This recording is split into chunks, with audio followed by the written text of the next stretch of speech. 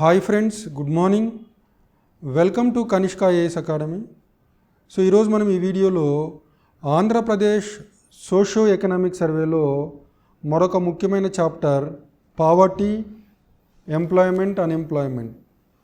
So పేదరికం, ఉద్యోగిత, నిరుద్యోగిత అనే chapter గురించి డిస్కస్ చేద్దాం. ఇందులో పావర్టీకి సంబంధించి మనకు సుస్థిరాభివృద్ధి లక్ష్యాల్లో మొదటి లక్ష్యం పేదరికం గురించి తెలియజేస్తుందండి. The first SDG 1 sustainable development goal number 1 among the 17 sustainable development goals deals with poverty and it says end poverty everywhere and in all its forms. End poverty everywhere and in all its forms. అంటే 2030 నాటికి పేదరికాన్ని అన్ని రూపాల్లో అన్ని చోట్ల నుంచి తొలగించాలి అని మనకు ఎస్డిజి 1 చెప్తుందండి. తర్వాత మనకు ఏపీ ఎకనామిక్ సర్వేలో ప్లానింగ్ కమిషన్ చేసిన పేదరికపు అంచనాల గురించి మనకు డేటా ఉంది. సో 2013లో నాటి ప్రణాళికా సంఘం, మనకు ప్రస్తుతం ప్రణాళికా సంఘం లేదు, ప్రణాళికా సంఘం స్థానంలో నీతి ఆయోగ్ని ఏర్పాటు చేసుకున్న విషయం అందరికీ తెలిసిందే. అయితే ప్రణాళికా సంఘం 2013లో ఈ ఆంధ్రప్రదేశ్లో ఉన్న పేదరికానికి సంబంధించి పేదరికపు అంచనాల్ని రిలీజ్ చేయడం జరిగింది. సో దీని ప్రకారము మనకి ఇక్కడ మీరు చూసినట్లయితే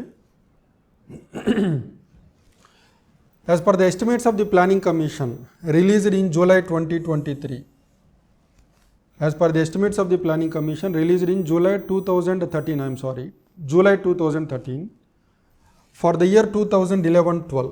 సో మీరు ఇక్కడ చూసినట్లయితే ఆంధ్రప్రదేశ్ రాష్ట్రంలో గ్రామీణ ప్రాంతాల్లో పేదరికము 10.96%గా ఉంటే పట్టణ ప్రాంతాల్లో ఇది 5.81%. రాష్ట్ర వ్యాప్తంగా చూసినట్లయితే ఇది 9.20%. అంటే ప్రణాళికా సంఘం 2013లో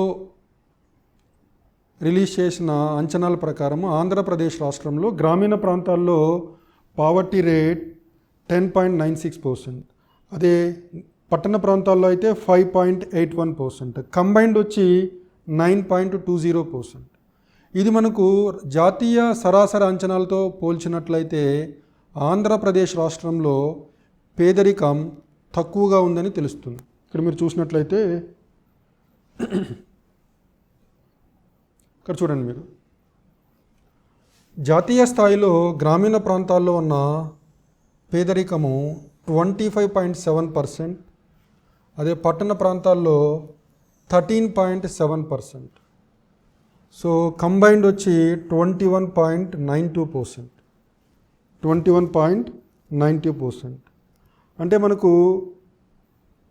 జాతీయ స్థాయిలో పేదరికం ఎక్కువగాను, ఆంధ్రప్రదేశ్ రాష్ట్రంలో పేదరికం తక్కువగా ఉన్నట్లు మనకు తెలుస్తుంది. ఇక్కడ మీరు చూడండి, గ్రామీణ ప్రాంతాల్లో ఆంధ్రప్రదేశ్ రాష్ట్రంలో ఉన్న పేదరికం 10.96%, అదే జాతీయ స్థాయిలో 25.70%. అదే పట్టణ ప్రాంతాల్లో చూసినట్లయితే ఆంధ్రప్రదేశ్లో పావర్టీ రేట్ 5.81%, ఆల్ ఇండియా లెవెల్లో ఇది 13.7%. ఆంధ్రప్రదేశ్లో కంబైన్డ్ రూరల్ అర్బన్ కంబైన్డ్ 9.20% ఉంటే జాతీయ స్థాయిలో ఇది 21.92% ఉంది. అంటే ప్రణాళికా సంఘం కట్టిన లెక్కల ప్రకారము పేదరికం అంచనాలు జాతీయ స్థాయిలో ఎక్కువగా ఉన్నాయి, ఆంధ్ర రాష్ట్రంలో పేదరికం తక్కువగా ఉంది. దెన్ మనకు 2023లో national institution for transforming India, NITI Aayog multi dimensional poverty మీద ఒక రిపోర్ట్ని ఇవ్వడం జరిగింది. మల్టీ డైమెన్షనల్ పావర్టీ ఇండెక్స్ మీద, బహుముఖ పేదరిక సూచన మీద 2023లో నీతి ఆయోగ్ రిపోర్ట్ ఇవ్వడం జరిగింది. సో గతంలో కూడా 2021లో కూడా రిపోర్ట్ని ఇవ్వడం జరిగింది. అంటే 2 నివేదికలు వచ్చాయి. మల్టీ డైమెన్షనల్ పావర్టీ మీద నీతి ఆయోగ్ నుంచి 2 నివేదికలు వచ్చాయి. ఒకటి 2021లో వచ్చింది, ఇంకొకటి 2023లో వచ్చింది. అయితే మొట్టమొదటిసారిగా ఈ మల్టీ డైమెన్షనల్ పావర్టీ అనే కాన్సెప్ట్ని 2010 హ్యూమన్ డెవలప్మెంట్ రిపోర్ట్లో వాడడం జరిగింది. మీరు ఇక్కడ చూసినట్లయితే in 2010 multi dimensional poverty index it was developed by Sabina Alkire, James Foster. ఈ మల్టీ డైమెన్షనల్ పావర్టీ ఇండెక్స్ అనే కాన్సెప్ట్ని డెవలప్ చేసిన వ్యక్తులు సబీనా ఆల్ఖైర్, జేమ్స్ ఫోస్టర్. వీళ్ళు మొట్టమొదటిసారిగా 2010లో మానవాభివృద్ధి నివేదికలో ఈ మల్టీ డైమెన్షనల్ పావర్టీ ఇండెక్స్ అనే కాన్సెప్ట్ని వాడడం జరిగింది. హ్యూమన్ డెవలప్మెంట్ రిపోర్ట్ 2010లో మొట్టమొదటిసారిగా మల్టీ డైమెన్షనల్ పావర్టీ ఇండెక్స్ని వాడడం జరిగింది. సో ఇది మనకి ఎకనామిక్ సర్వేలో లేదండి, అడిషనల్ ఇన్ఫర్మేషన్ మీకు ఉపయోగపడుతుందని తీసుకున్న సమాచారం. అలానే ఇక్కడ మీరు చూసినట్లయితే బహుముఖ పేదరిక సూచనను కొలవడానికి మనము ఆరోగ్యం, విద్య మరియు ప్రమాణాలు, జీవన ప్రమాణాలు, సో ఇవి ఈ 3 రంగాలకు సంబంధించి ఆరోగ్య రంగం, విద్యా రంగం, జీవన ప్రమాణాలు, ఈ 3 రంగాలకు సంబంధించి మనకు 2023లో అయితే 12 ఇండికేటర్స్ ఉన్నాయండి. 12 సూచికలను తీసుకోవడం జరిగింది. అవేంటో కూడా నేను చెప్తాను తర్వాత. అలానే మనకు 2022లో అంతర్జాతీయ స్థాయిలో కూడా multi dimensional poverty index figures వచ్చాయి. అక్కడ మాత్రము కేవలం 10 ఇండికేటర్స్ని వాడడం జరిగింది. సో 2022లో వచ్చిన multi dimensional poverty index at the global level, global multi dimensional poverty index 2022లో మొత్తంగా 10 ఇండికేటర్స్ ఉన్నాయండి. హెల్త్కి సంబంధించిన 2, ఎడ్యుకేషన్కి సంబంధించింది 2, అలానే ఇంకో 6 లివింగ్ స్టాండర్డ్స్కి సంబంధించినవి. కానీ మీకు 2023లో నీతి ఆయోగ్ రూపొందించిన మల్టీ డైమెన్షనల్ పావర్టీ ఇండెక్స్ రిపోర్ట్లో మొత్తంగా 12 ఇండికేటర్స్ ఉన్నాయి. అందులో హెల్త్కి సంబంధించి 3, ఎడ్యుకేషన్కి సంబంధించి 2, మిగిలిన 7 జీవన ప్రమాణాలకు సంబంధించింది. సో అలానే మనకు NITI Aayog in collaboration with UNDP, United Nations development programme, అలానే Oxford poverty and human development initiative, so ఈ ముగ్గురు సంయుక్తంగా నేషనల్ మల్టీ డైమెన్షనల్ పావర్టీని భారతదేశంలో రూపొందించడం జరిగింది. UNDP, NITI Aayog, Oxford poverty and human development initiative. So ఇందులో భాగంగా మనకు 2023లో ఈ నివేదికని నీతి ఆయోగ్ తీసుకురావడం జరిగింది. The national multi dimensional poverty index a progressive review 2023. So ఈ 2023లో వచ్చిన నివేదిక భారతదేశంలో ఉన్న 28 రాష్ట్రాలు, అలానే 8 కేంద్రపాలిత ప్రాంతాలకు సంబంధించిన బహుముఖ పేదరిక సూచీలను ఈ నివేదికలో చెప్పడం జరిగింది. సో ఇందులో అలానే భారతదేశంలోని 707 జిల్లాలు, అడ్మినిస్ట్రేటివ్ డిస్ట్రిక్ట్స్ అంటారు, అంటే 28 రాష్ట్రాలు, 8 కేంద్రపాలిత ప్రాంతాలు, 707 పరిపాలనా జిల్లాలకు సంబంధించిన ఈ పేదరిక అంచనాలని ఈ నివేదిక చెప్పడం జరిగింది. ఇందులో 2023 బహుముఖ పేదరిక సూచీలో మొత్తంగా తీసుకున్న సూచీలు 12, మీరు గుర్తుంచుకోవాలి, 12 ఇండికేటర్లు. 2023 national multi dimensional poverty index report. అదే మీరు 2022 చూసినట్లయితే 2022 గ్లోబల్ మల్టీ డైమెన్షనల్ పావర్టీ ఇండెక్స్లో 10 ఇండికేటర్స్ తీసుకోవడం జరిగింది. సో ఇందులో అలానే మీరు ఇంకో విషయం గుర్తుంచుకోవాల్సింది ఏంటంటే మనకు national family health survey data, మనకు 2023లో వచ్చిన నీతి ఆయోగ్ నివేదికలో ఉన్న పేదరిక అంచనాలు దేన్ని ఆధారంగా చేసుకొని పేదరిక అంచనాలను తయారు చేశారంటే నేషనల్ ఫ్యామిలీ హెల్త్ సర్వే 2019-21, 2019-21 మధ్యలో 5వ నేషనల్ ఫ్యామిలీ హెల్త్ సర్వేలో వచ్చిన డేటా ప్రకారము 2023లో బహుముఖ పేదరిక సూచి అంచనాలు తయారు చేయడం జరిగింది. So the report given by the NITI Aayog in 2023 was based on the information and the data taken from National Family Health Survey 2019-21. అలానే మనకు 2015-16 నేషనల్ ఫ్యామిలీ హెల్త్ సర్వే 2015-16 ప్రకారము ఆ డేటా తీసుకొని కూడా 2021లో వచ్చిన నివేదికను తయారు చేయడం జరిగింది. సో ఇక్కడ మీరు గుర్తుంచుకోవాల్సింది ఏంటంటే నీతి ఆయోగ్ రిలీజ్ చేసిన 2021 రిపోర్ట్లో national family health survey 2015-16 data తీసుకుంటే 2023లో రిలీజ్ చేసిన నివేదికలో 2019-21 national family health survey data తీసుకోవడం జరిగింది. 5th national family health survey 2019-21, 4th national family health survey 2015-16. ఇది మీరు గుర్తుంచుకోవాలి. అలానే ఇందాక నేను చెప్పాను 2023లో నీతి ఆయోగ్ రూపొందించిన నివేదికలో ఈ బహుముఖ పేదరిక సూచీకి సంబంధించి తీసుకున్న ఇండికేటర్లు 12 అని చెప్పాను. అవేంటో చూడండి. సో ఆరోగ్యానికి సంబంధించి, ఆరోగ్య రంగానికి సంబంధించి చైల్డ్ అండ్ అడోలసెంట్ మోర్టాలిటీ దీనికి ఉన్న వెయిటేజ్ 112 అండి. 1/12 వెయిటేజ్ ఇచ్చారు దీనికి. Nutrition 1/6 weightage. Maternal health 1/12 weightage. So హెల్త్కి సంబంధించి 3 ఇండికేటర్లు. అలానే ఎడ్యుకేషన్కి సంబంధించి 2 ఇండికేటర్స్ తీసుకోవడం జరిగింది. Years of schooling and school attendance. So ఇందులో ఒక్కొక్క ఇండికేటర్కి ఇచ్చిన వెయిటేజ్ 1/6. అలానే మీరు జీవన ప్రమాణాలకు సంబంధించి, లివింగ్ స్టాండర్డ్కి సంబంధించి మొత్తంగా 7 ఇండికేటర్స్, 7 సూచీలను తీసుకోవడం జరిగింది. Drinking water, sanitation, electricity, cooking fuel, housing, electricity and assets. So ఇందులో ప్రతి సూచీకి ఇచ్చిన వెయిటేజ్ ఎంత అంటే 1/21. సో ఇది మీరు గుర్తుంచుకోవాలి.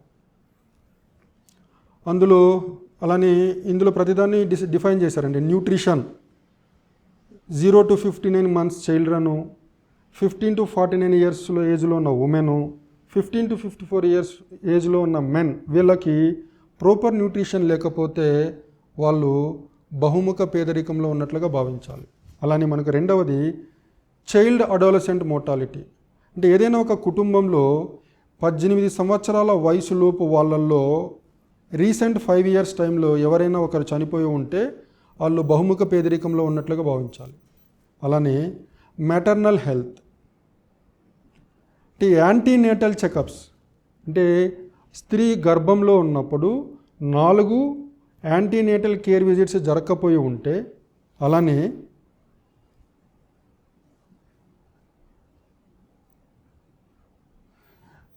అంటే ప్రసవించినప్పుడు స్కిల్డ్ బర్త్ అటెండెంట్స్ అంటారు. అంటే ఒక గవర్నమెంట్ హాస్పిటల్లో డాక్టర్ పర్యవేక్షణలో కాన్పు జరగకపోతే కూడా అలాంటి వాళ్ళు బహుముఖ పేదరికంలో ఉన్నట్లుగా భావించాలి. అలానే years of schooling. A house hold is deprived if not even one member of the household aged 10 years or older has completed 6 years of schooling. అంటే 10 సంవత్సరాల వయసు కన్నా ఎక్కువ వయసు ఉన్న వాళ్ళు ఆ కుటుంబంలో ఉంటే వాళ్ళు కనీసం 6 సంవత్సరాలు పాఠశాలకు పోనట్లయితే వాళ్ళు బహుముఖ పేదరికంలో ఉన్నట్లుగా అర్థం చేసుకోవాలి. అలానే school attendance. So A house hold is deprived if any school aged child is not attending school. అలానే కుకింగ్ ఫ్యూయల్. సో ప్రస్తుతానికి మనకు ఎల్పిజి సిలిండర్స్ లాంటివి వాడకుండా ఏ కుటుంబాలు అయితే ఈ అగ్రికల్చరల్ క్రాప్స్, కౌడంగ్, వుడ్ ఇలాంటివి వాడి వంట చేసుకుంటున్నట్లయితే వాళ్ళు కూడా బహుముఖ పేదరికంలో ఉన్నట్లుగా భావించాలి. అలానే ఎవరికైతే రక్షిత మంచినీరు ఇంకో ఇండికేటర్. శానిటేషన్ అంటే ఇండివిజువల్ హౌస్ హోల్డ్ లెట్రిన్స్ సదుపాయం లేకుండా షేరింగ్లో లెట్రిన్స్ వాడుకుంటున్నట్లయితే అటువంటి వాళ్ళందరూ బహుముఖ పేదరికంలో ఉన్నట్లుగా భావించాలి. అలానే డ్రింకింగ్ వాటర్. ఏదైనా ఒక కుటుంబము రక్షిత మంచినీరు సరఫరా లేకపోయినా లేదా మంచినీరు తెచ్చుకోవడానికి వాళ్ళు కనీసం ఒక అరగంట సమయాన్ని వెచ్చించాల్సి వచ్చినా వాళ్ళు కూడా బహుముఖ పేదరికంలో ఉన్నట్లుగా భావించాలి. తర్వాత హౌసింగ్ అంటే పక్కా హౌసెస్, సిమెంట్ బ్రిక్స్తో ఇల్లు కట్టుకోకుండా ఆ న్యాచురల్గా దొరికే మెటీరియల్స్ అంటే గుడిసెల్ లాంటి వాటిలో నివసించే వాళ్ళు కూడా బహుముఖ పేదరికంలో ఉన్నట్లుగా భావించాలి. అలానే if the household doesn't have access to electricity then they are considered to be in multi dimensional poverty. అలానే ఇంట్లో ఒకటి కన్నా ఎక్కువ వస్తువులు వీటిల్లో, అంటే radio, TV, telephone, computer, animal cart, bicycle, motor bike, refrigerator, car, truck, వీటిల్లో ఏదో కనీసం 2 ఐటమ్స్ ఉంటే వాళ్ళు పేదరికంలో లేనట్లు, లేకపోతే పేదరికంలో ఉన్నట్లుగా భావించాలి. అలానే బ్యాంక్ అకౌంట్. సో ఎవరికైతే బ్యాంక్ అకౌంట్ ఉండదో వాళ్ళు కూడా బహుముఖ పేదరికంలో ఉన్నట్లుగా భావిస్తారు. అంటే ఈ 12 ఇండికేటర్స్ని ఈ విధంగా కొలవడం జరుగుతుంది. తర్వాత ఇందాక నేను చెప్పినట్లు మల్టీ డైమెన్షనల్ పావర్టీ ఇండెక్స్ బహుముఖ పేదరిక సూచి నివేదికను నీతి ఆయోగ్ ఇప్పటికీ 2 సార్లు సమర్పించింది. ఒకటి 2020-21 2021లో ఒకసారి, 2021లో ఒకసారి, లాస్ట్ ఇయర్ 2023లో ఒకసారి. సో 2021 నివేదిక ప్రకారము మనకు భారతదేశంలో బహుముఖ పేదరికం అత్యధికంగా ఉన్న రాష్ట్రము బీహార్. 2021 నివేదిక ప్రకారము, నీతి ఆయోగ్ నివేదిక ప్రకారం భారతదేశంలో బహుముఖ పేదరికం అత్యధికంగా ఉన్న రాష్ట్రము బీహార్. సో బీహార్లో పావర్టీ 51.91%. అటు తర్వాత జార్ఖండ్లో, బీహార్ తర్వాత జార్ఖండ్, ఇక్కడ 42.16%. ఆ తర్వాత ఉత్తరప్రదేశ్లో 37.79. అంటే 2021 నివేదిక ప్రకారము భారతదేశంలో అత్యధికంగా పేదరికం ఉన్న రాష్ట్రాలు 3. ఒకటి బీహార్ తర్వాత జార్ఖండ్ తర్వాత ఉత్తరప్రదేశ్. బీహార్లో అయితే 51.91%, జార్ఖండ్లో 42.16%, ఉత్తరప్రదేశ్లో 37.79%. అలానే పేదరికం అత్యల్పంగా, అంటే అతి తక్కువ ఉన్న రాష్ట్రాలు కేరళ, గోవా, సిక్కిం. సో కేరళ, గోవా, సిక్కిం రాష్ట్రాల్లో పేదరికం అత్యల్పంగా ఉంది 2021 నివేదిక ప్రకారం.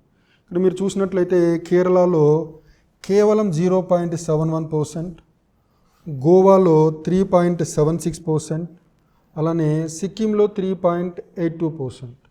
అంటే భారతదేశంలో అత్యల్పంగా పేదరికం ఉన్న రాష్ట్రాలు కేరళ, గోవా అండ్ సిక్కిం. కేరళలో 0.71%, గోవాలో 3.76%, సిక్కింలో 3.82%. అలానే మనం కేంద్రపాలిత ప్రాంతాలను చూసినట్లయితే ఇక్కడ నేను ఇందాక ఆల్రెడీ చెప్పానండి, నీతి ఆయోగ్ 2021లో ఇచ్చిన నివేదికకి ఆధారమైన డేటా ఏంటంటే 4th national family health survey.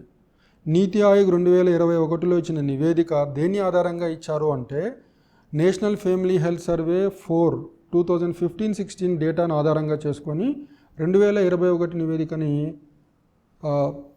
పొందుపరచడం జరిగింది. అలానే మన కేంద్రపాలిత ప్రాంతాల్లో పేదరికం అత్యధికంగా ఉన్న కేంద్రపాలిత ప్రాంతాలు, అత్యల్పంగా ఉన్న కేంద్రపాలిత ప్రాంతాలు, ఇది కూడా 2021 నివేదిక ప్రకారం. సో దాద్రా అండ్ నగర్ హవేలీలో పేదరికం 27.36%. అలానే జమ్మూ అండ్ కాశ్మీర్ అండ్ లడాఖ్లో 12.58%, డామన్ అండ్ డయ్యూ 6.82%, చండీగఢ్లో 5.97% have emerged as the poorest union territories in India. అంటే మనకు భారతదేశంలో 8 కేంద్రపాలిత ప్రాంతాలు ఉంటే అందులో పేదరికం అత్యధికంగా ఉన్న కేంద్రపాలిత ప్రాంతాలు వరుస క్రమంలో Dadra and Nagar Haveli, Jammu and Kashmir and Ladakh, Daman and Diu and Chandigarh. మనకు దాద్రా అండ్ నగర్ హవేలీలో 27.36% ఉంటే poverty rate, Jammu and Kashmir and లడాఖ్లో 12.58, డామన్ అండ్ డయ్యూలో 6.82, అలానే చండీగఢ్లో 5.97%. తర్వాత పేదరికం అత్యల్పంగా ఉన్న కేంద్రపాలిత ప్రాంతాలు మనకు పుడుచ్చేరిలో పేదరికం కేవలం 1.72% ఉంటే, ఆ తర్వాత మనకు లక్షద్వీప్లో 1.72%, పుడుచ్చేరిలో పేదరికం 1.72%. ఆ తర్వాత మనకు లక్షద్వీప్లో 1.82%. ఆ తర్వాత మనకు అండమాన్ అండ్ నికోబార్ ఐలాండ్స్లో 4.30%, ఢిల్లీలో 4.79%. ఇది 2021 నివేదికకు సంబంధించి. అలాగే నేను ఇందాక చెప్పినట్లు global multi dimensional poverty index అంటే అంతర్జాతీయ స్థాయిలో బహుముఖ పేదరిక సూచి నివేదిక 2022లో రిలీజ్ చేయడం జరిగింది. సో ఇది మనకు ఆంధ్రప్రదేశ్ ఎకనామిక్ సర్వేలో లేకపోయినప్పటికీ ఇది చాలా ఇంపార్టెంట్ ఇన్ఫర్మేషన్ కాబట్టి మీకు ఇందులో ఈ చాప్టర్తో పాటు కలిపి చెప్పడం జరుగుతుంది. పావర్టీ, అన్ఎంప్లాయ్మెంట్, ఎంప్లాయ్మెంట్ అనే చాప్టర్లో ఈ అంతర్జాతీయ బహుముఖ పేదరిక సూచీలో ఉన్న ముఖ్యమైన అంశాలను ఇక్కడ మనం డిస్కస్ చేద్దాం. ఇందులో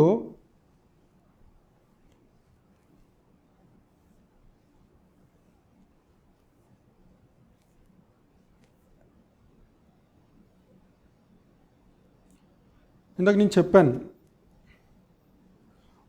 global multi dimensional poverty index 2022లో మనకు ఆరోగ్యము, విద్య, జీవన ప్రమాణాలు ఈ మూడింటికి సంబంధించి 10 ఇండికేటర్లు తీసుకోవడం జరిగింది. ఇక్కడ చూడండి, each indicator is given health, education, standard of living. Health, education, standard of living, ఆరోగ్యం, విద్య, జీవన ప్రమాణాలు ఈ మూడింటికి సంబంధించి 10 ఇండికేటర్లు. సో అవి ఏంటి అంటే మీరు చూసినట్లయితే ఇక్కడ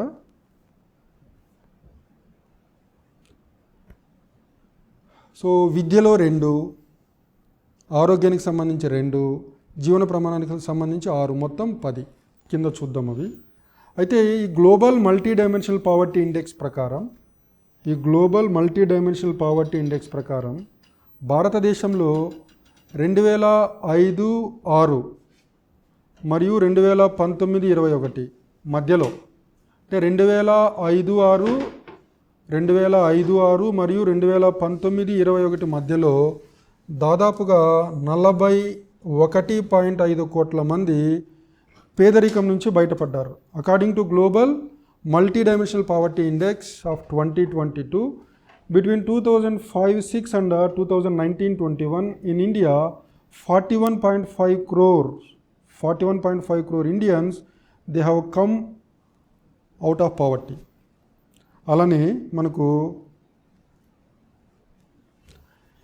ఈ పీరియడ్లో 2005-06లో మనకు భారతదేశంలో ఉన్న poverty 55%. In 2005-06 in India we have a poverty rate of 55%. In 5-6 that has come down to 16% in 2019-21. So అలానే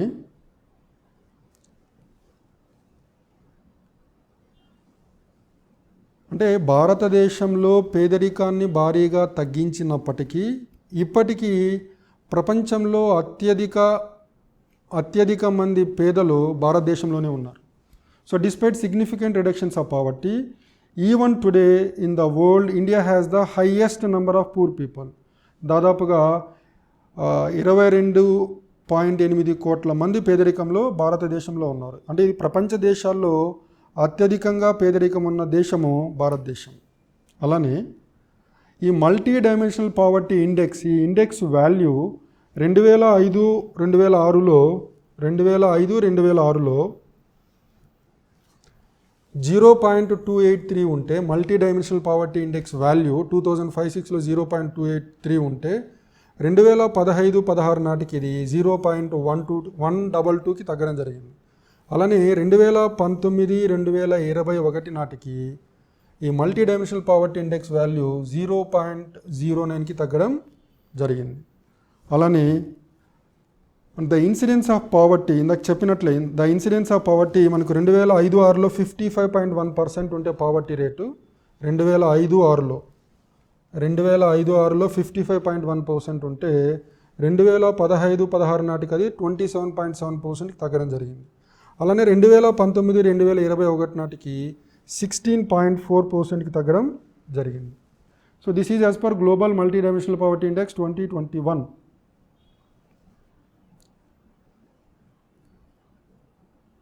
అలానే ఇవి మనము అర్బన్ ఏరియాస్ అంటే పట్టణ ప్రాంతాల్లో పేదరికం ఏ విధంగా తగ్గిందని చూస్తే 2015-16లో పట్టణ ప్రాంతాల్లో 36.6% పేదరికంలో ఉంటే ఇది మనకు 2019-2021 నాటికి 21.2%కి తగ్గడం జరిగింది.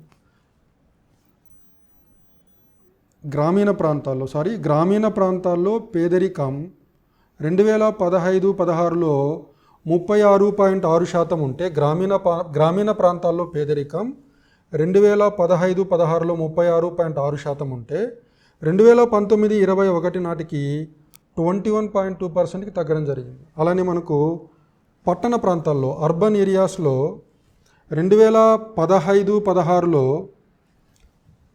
9% ఉంటే 2019-21 నాటికి ఇది 5%కి తగ్గడం జరిగింది. అలానే మనకు global multi dimensional poverty index 2022 ప్రకారము సివియర్ పావర్టీలో ఉన్న వాళ్ళు 4.2%.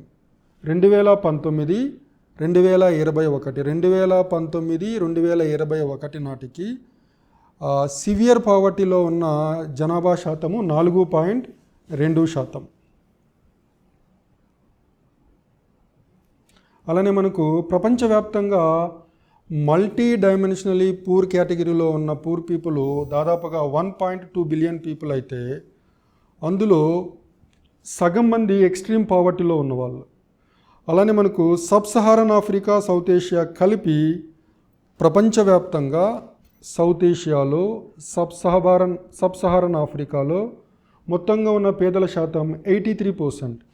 83% of the poor people across the globe, they live in these two regions, Sub-Saharan Africa, South Asia. కానీ మొట్టమొదటిసారిగా సౌత్ ఏషియాలో ఉన్న పూర్ కన్నా సబ్ సహారన్ ఆఫ్రికాలో ఉన్న పేదలు ఎక్కువ మంది. మొట్టమొదటిసారిగా 2019-2021లో మొట్టమొదటిసారిగా సౌత్ ఏషియాలో ఇంతకుముందు ఎక్కువ మంది పేదరికంలో ఉండేవాళ్ళు. ప్రస్తుతం మనకు సబ్ సహారన్ ఆఫ్రికాలో ఎక్కువ మంది పేదలు ఉన్నారు.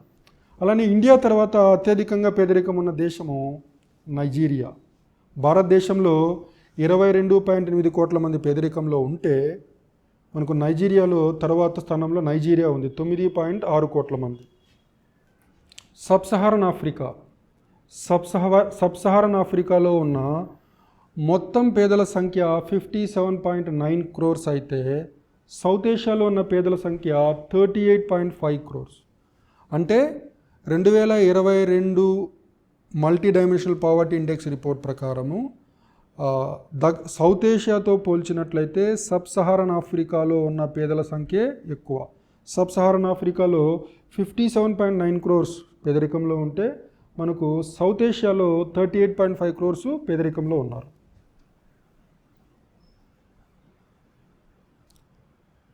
అలానే మనకు 2015-16లో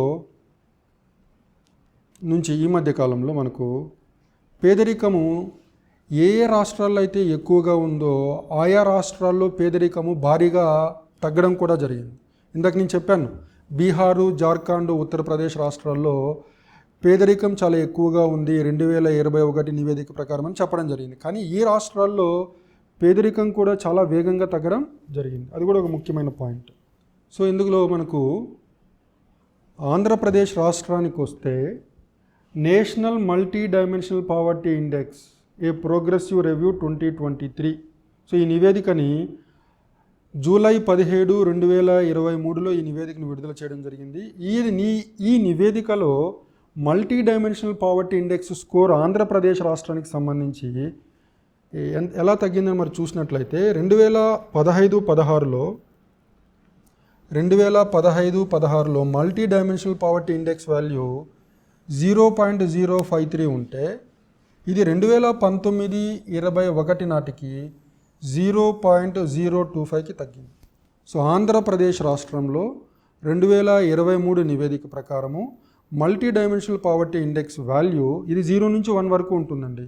0 అంటే మల్టీ డైమెన్షనల్ పావర్టీ లేకపోవడం, 1 అంటే మల్టీ డైమెన్షనల్ పావర్టీ ఎక్కువగా ఉండడం.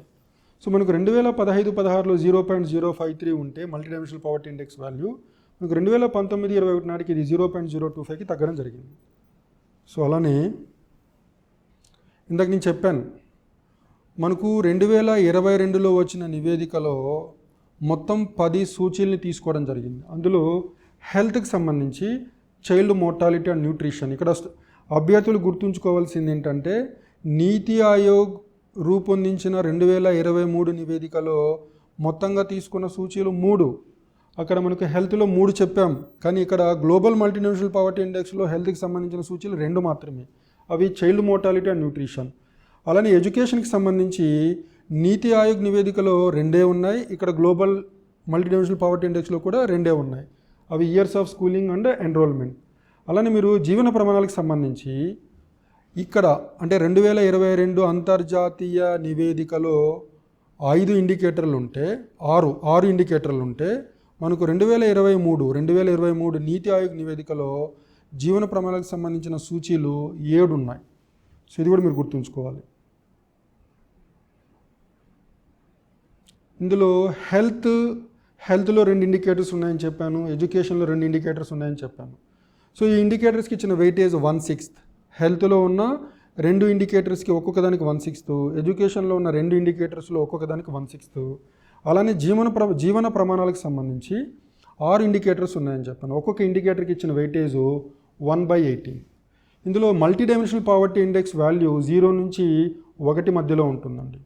వాల్యూ ఎక్కువగా ఉంటే పేదరికం ఎక్కువగా ఉన్నట్లు భావించాలి. సో ఈ 2022 నివేదికని అక్టోబర్ 2022లో రిలీజ్ చేయడం జరిగింది. సో ఇవన్నీ మనం ఆల్రెడీ డిస్కస్ చేసామండి, రిపిటేషన్ ఇవి. సో రిపిటేషన్ లేనివి డిస్కస్ చేద్దాం. అలానే మనకు ఆంధ్రప్రదేశ్ రాష్ట్రంలో పేదరికం అత్యల్పంగా పేదరికం ఉన్న జిల్లా మనకు west Godavari. So west Godavari జిల్లాలో పేదరికం అతి తక్కువగా ఉంటే, కర్నూల్లో పేదరికం అత్యధికంగా ఉంది. High poverty Kurnool. అత్యల్పం వెస్ట్ గోదావరి, అత్యధికం కర్నూలు. తర్వాత లేబర్ ఫోర్స్కి మరొక పేరు ఏంటంటే ఎకనామికలీ యాక్టివ్ పాపులేషన్ అంటాం. సో లేబర్ ఫోర్స్ అంటే all those who are work force plus unemployees. So శ్రామిక శక్తి లేబర్ ఫోర్స్ అంటే ఎవరు వస్తారంటే all those who are already working, who are into jobs, work force plus those who are looking for job. So unemployees plus workforce together is called labor force.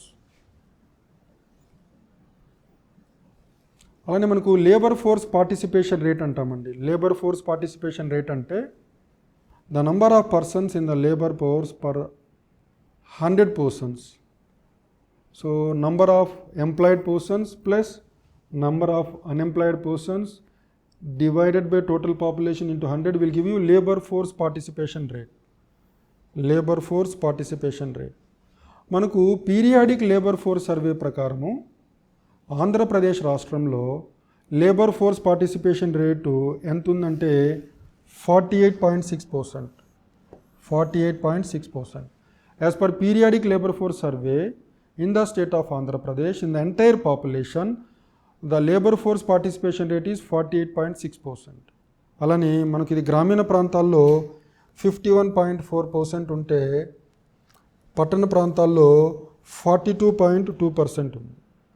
అలానే labour force participation rate, స్త్రీలలో labour force participation rate కేవలం 36.9%. అదే మీరు జాతీయ స్థాయిలో చూస్తే labour force participation rate for females ఇంకా చాలా తక్కువగా ఉంది, అంటే 27.8% ఉంది. అంటే labour force participation rate for women in Andhra Pradesh is much better than all India level. ఆంధ్రప్రదేశ్లో labour force participation rate for women is 36.9%, but all India level it is 27.8%. అలానే work force participation rate. So persons who are engaged in any economic activity in a given period constitute the workforce. So workforce participation rate means it is the percentage of persons employed among the persons in the population. మొత్తం జనాభాలో ఎంతమంది పని చేస్తున్నారు అనేది work force participation rate.